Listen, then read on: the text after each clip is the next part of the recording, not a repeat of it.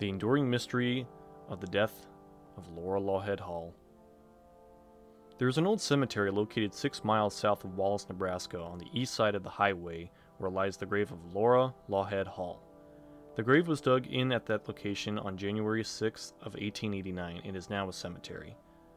Laura was only 18 at the time of her demise on January 19th, 1889, and on this day, mystery and speculation still swirl around how Laura met her demise, like the prairie winds around the fields of South Elwood, where the frontier community of Homerville was once located.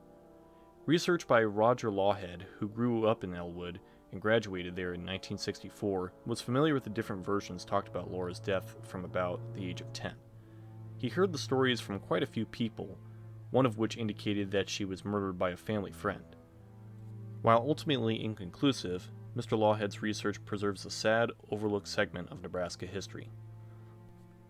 Laura died at Homerville, a small community that was located roughly halfway between Elwood and Arapahoe.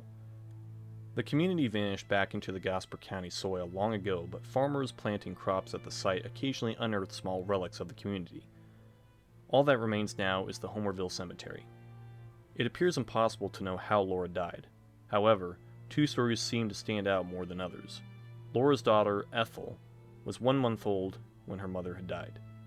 A story passed down from Ethel, and her family offered a simple explanation. Laura bled to death due to complications associated with childbirth a month after Ethel was born. End of story.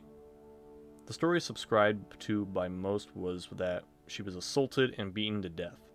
A young man was seen running from the scene, and when stopped and questioned, said he stopped to talk, saw the crime scene, and ran away.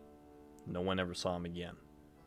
Lauhead family's stories also mentioned a different man may have been at the home earlier also. Laura's husband Joe allegedly went after suspected murder in the fall of 1889 and tracked him into Cheyenne, Wyoming, and then to the Black Hills. It is not known if he ever found the culprit, but in Joe's 1939 obituary, it is stated that he stayed in the Black Hills until his work was finished. He returned to Elwood sometime later and married Laura's sister, and the couple had 7 children. Laura was buried near Wallace, as that is where her parents took up farming. A small cedar tree was planted by her grave because they were unable to afford a headstone, and a picket fence was erected.